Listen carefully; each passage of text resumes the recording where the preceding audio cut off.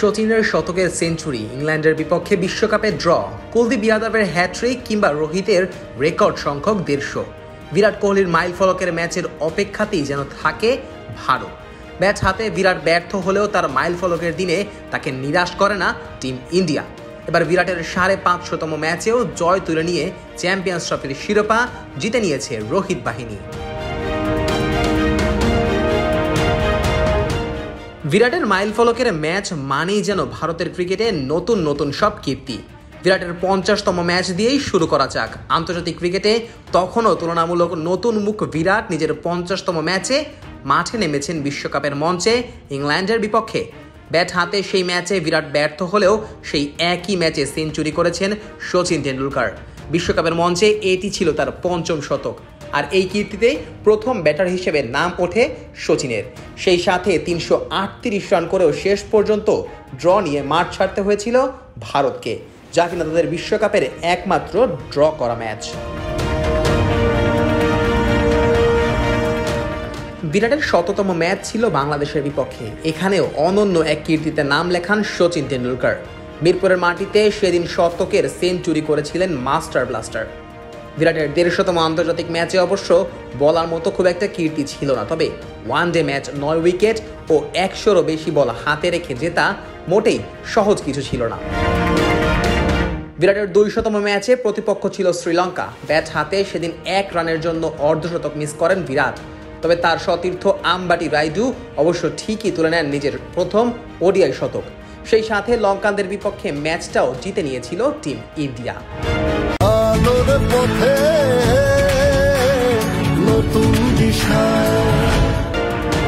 নিজের 250তম ম্যাচে কোহলি মাঠে নামে এশিয়া কাপের ফাইনালে প্রতিপক্ষ ছিল বাংলাদেশ। টাইগারদের কাঁদিয়েই 28 বলে 41 রান করে সেদিন শিরোপাটা জিতেছিল কোহলিরাই। 300তম ম্যাচে অবশ্য হারের বেশ কাছেই চলে গিয়েছিল কোহলির ভারত, তবে ধোনি ও ভুবনেশ্বর কুমারের 8ম উইকেট জুটিতে সেঞ্চুরির পার্টনারশিপে ম্যাচ জিতে নেয় টিম ইন্ডিয়া। 350তম ম্যাচেও জয়টা ছিল ভারতেরই। ওয়েস্ট ইন্ডিজের বিপক্ষে তাদের ইতিহাসের সবচেয়ে বড় জয়টা এদিনই পেয়েছিল টিম ইন্ডিয়া। রোহিত ও রাইডুর জোড়া শতকে কোহলির এই মাইল ফলকের ম্যাচে 224 রানের বিশাল জয় পায় বেনিনলোরা। কোহলির 400তম ম্যাচেও কীর্তি করেছেন তার সতীর্থরা, তবে সেদিনও ব্যাট হাতে ব্যর্থ ছিলেন কোহলি।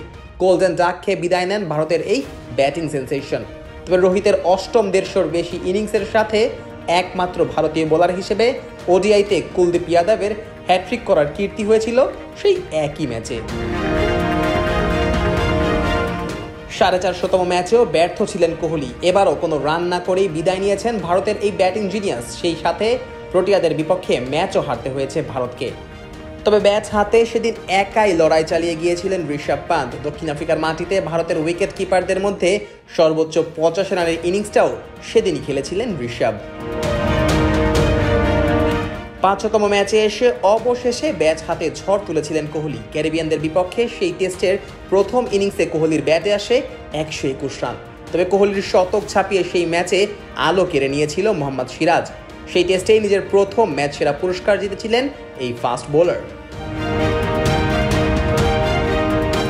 নিজের ক্যারিয়ারের 550তম ম্যাচ খেলতে চ্যাম্পিয়ন্স ট্রফির ফাইনালে মাঠে নেমেছিলেন কোহলি। আর এবার আরও এক মাইল ফলকের দিনে বিরাটের দল জিতে নিল চ্যাম্পিয়ন্স ট্রফির শিরোপা। যদিও ব্যাট হাতে এদিনও ব্যর্থ ছিলেন অনেকের মতে সর্বকালের সর্বসেরা এই ব্যাটসম্যান, তবে রোহিত শর্মা ও KL রাহুলের দায়িত্বশীল ব্যাটিংয়ে শেষ পর্যন্ত শিরোপাটা ঠিকই জিতে নেয় ভারত। Nazmus Sakib, on field.